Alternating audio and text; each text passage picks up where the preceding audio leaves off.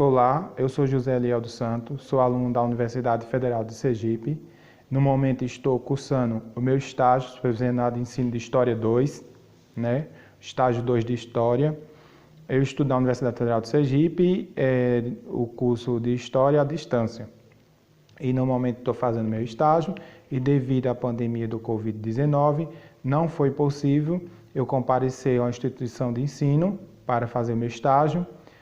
Estamos fazendo um estágio à distância e nem foi possível eu ir até a minha instituição de ensino, a Universidade Federal de Sergipe, para apresentar o meu estágio. Então, fiz um plano de estágio com o tema as civilizações Mesopotâmia e do Nilo, onde envolve a civilização núbia, egípcia e civilização mesopotâmica. Mas aqui na minha aula, nessa aula que eu vou dar nesse vídeo, é uma aula da civilização egípcia, Sabemos que a civilização egípcia, estudiosos se dão conta que 10 mil anos antes de Cristo, havia o surgimento de civilizações. E a egípcia foi uma das primeiras civilizações a surgirem no mundo, Então, o povoamento do Egito foi responsável pela situação climática que existia no período, Esse povo egípcio vivia onde hoje é o deserto do Saara, e as complicações climáticas com o derretimento da geleira no norte da África fez com que esse local onde viviam essas civilizações virasse deserto. E elas precisavam procurar um meio para sobreviver.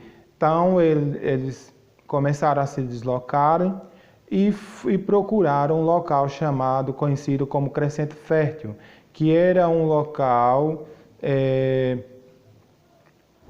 nas margens do rio Nilo. Então, portanto, as civilizações egípcias é conhecida como uma civilização hidráulica, Então, eles foram desenvolver, encontraram nas margens do rio Nilo meios de se desenvolverem, E lá oferecia caça e pesca. Eles eram caçadores e pescadores e também eles desenvolveram a agricultura irrigada nesse local, nas margens do rio Nilo, Inicialmente, era uma agricultura descentralizada. No início, o local era controlado por camponeses, por comunidades de camponeses, Não existia de caçadores e pescadores, não existia uma centralização nessas comunidades. Mas, com a população crescendo, teve que buscar essa técnica de irrigação, desse sistema de agricultura moderno, para desenvolver e produzir para um número maior de pessoas naquele local, Então, nesse sistema de agricultura foram construídos diques, canais, aproveitamento da água do rio, O rio oferecia uma geografia natural que favorecia, essas mesmas complicações climáticas que fez com que essas pessoas procurassem as margens do rio, saíssem dos seus locais e se tornassem sedentários, não mais indo para lugares em lugares buscando de melhoria, Lá o rio oferecia o meio de sobrevivência da comunidade que lá se instalou. Esse clima também favoreceu,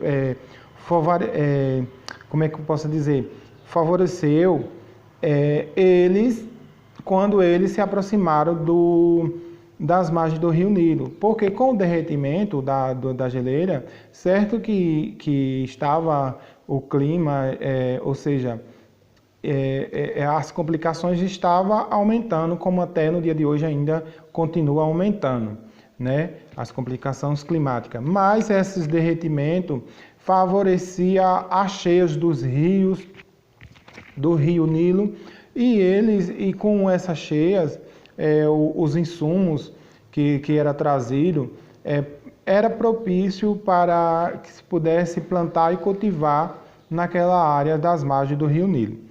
Falando da sociedade do egípcia, era composta de nobres, servidores, servidores, comerciantes, trabalhadores, que exerciam várias funções, e tinha também os camponeses, né?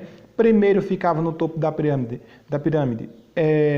nobreza, mais embaixo servidores, comerciantes, trabalhadores em várias funções, mais abaixo ficavam-se os camponeses, né, que era formado pela maioria da população. Os camponeses formavam a maioria da população egípcia na época, e depois os escravos. Esses escravos eram a minoria e eram escravos prisioneiros de guerra ou escravos filho de escravo, ou então escravo que houve um momento em que a sociedade, ou seja, a civilização egípcia, começou a conquistar território, e esses territórios conquistados pagavam impostos. Então, às vezes, pagaria impostos com escravos, né, com pessoas, e aí a civilização egípcia trazia para sua terra, e aí essas pessoas começavam a trabalhar, né, que era, a partir de agora, era a civilização egípcia que era dono desse escravo, né? Ainda falando da sociedade egípcia, da civilização egípcia, o casamento era monogamia, né? Monogamia, as pessoas, os homens poderiam casar com mais de uma mulher. No caso do faraó, ele poderia casar com várias mulheres, agora só uma poderia ser a rainha, né? E também existia no casamento, era comum uma prática da endogamia. Endogamia, que quer dizer que o casal tinha que ter uma semelhança nas suas características, vamos dizer, pele morena, os dois tinham que ter pele morena. Sem contar que a civilização egípcia, às vezes a gente pensa que era uma civilização de brancos, mas não, a civilização egípcia era uma civilização de negros.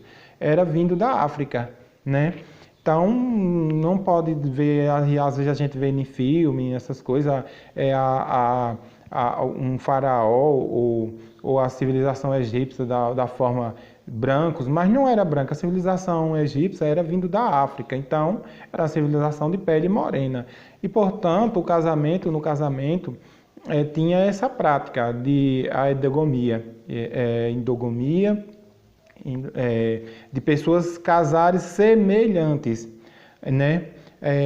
Que chama-se a endogamia, né? As pessoas tinham que casar, que tivesse uma semelhança entre si, o casal, né? E na economia, era baseado na agricultura, no cultivo de cevada, de trigo, de linho, verduras, de uva, né? Essa produção era possível graças ao rio Nilo, né? Onde eles se instalaram na sua margem. E também eles pescavam e caçavam, né? E tinha a criação de animais, também a base da economia, a criação de animais, né? Os trabalhos agrícolas ocupavam cerca de 8 meses, mas também os camponeses, além de trabalhar na agricultura, eles trabalhavam na cidade, construindo palácio, pirâmide, né? Eles trabalhavam no serviço público, mas oferecia um trabalho, a agricultura, o sistema agrícola, de 8 meses no ano. Também eles exportavam, ele tinha as exportações, que também inclui na economia, a exportação de pedra preciosa, de cobre, de ouro, que fornecia matéria-prima para o artesanato, né? Também eles exportavam o papiro, que era uma madeira onde se fazia algo para se escrever, fazia o papel de escrever na época, a escrita da época, né? E aí tinha exportação de vinho também, de madeiras, né, de pedras preciosas, de cereais, de óleo vegetais, de papiro, como eu já falei, marfim, perfumes e madeira, né? A escrita era necessária, a escrita egípcia era necessária, era religiosa, né? Tinha necessidade religiosa, era uma escrita sagrada, era destinada somente para os monumentos e templos religiosos, essa escrita. Mas depois, com o tempo depois, ela foi simplificada, podendo ser escrita por funções mundanas, né? Não só ficou para a religião, essa escrita. Então, a antiga escrita só foi decifrada no século XIX, com a pedra que foi encontrada a pedra de Rosetta. Rosetta era uma cidade egípcia que os franceses descobriram uma pedra, né, que ficou conhecida como pedra de Rosetta. Rosetta é uma cidade do Egito, né, egípcia, uma cidade egípcia, né? E também temos a religião egípcia, que era uma religião que envolvia todos os setores da vida terrena.